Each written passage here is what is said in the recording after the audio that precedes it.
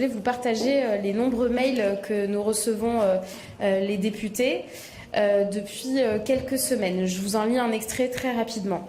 Cette annonce m'inquiète beaucoup. Comment est-il possible d'envisager un tel retour en arrière alors que des milliers d'études scientifiques documentent leur toxicité élevée pour les abeilles, les bourdons et autres pollinisateurs sauvages indispensables à notre agriculture? L'effondrement en cours des populations menace déjà notre sécurité alimentaire et doit impérativement être enrayé si nous voulons laisser à nos enfants et aux générations futures un monde viable où la beauté, la diversité inestimable de la biodiversité ne sera pas un lointain souvenir.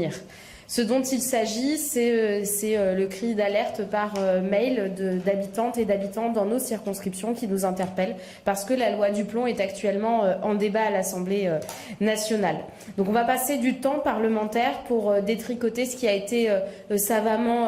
construit, une protection de notre santé. On va passer du temps parlementaire avec la volonté de la droite d'empoisonner en premier lieu la nature et les agriculteurs, puisque nous le savons, la science nous le dit, les agriculteurs connaissent une plus grande exposition à des risques de cancer, notamment celui de la prostate, en raison de l'utilisation, de la manipulation de ces produits chimiques, les pesticides.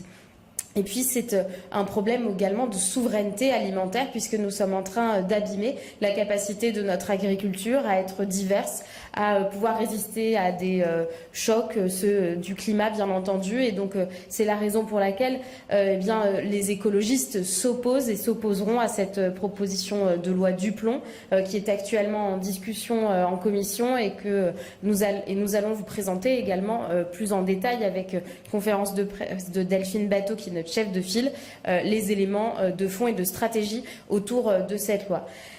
Moi, ce que je voulais vous dire à travers cela, en propos introductif, c'est qu'on voit bien que quand on tient hier un discours pro-science, en expliquant que les chercheurs qui sont actuellement menacés aux États-Unis parce qu'ils parlent du climat, parce qu'ils parlent du genre, parce qu'ils parlent de la question de la santé environnementale sont les bienvenus en France, d'une autre main,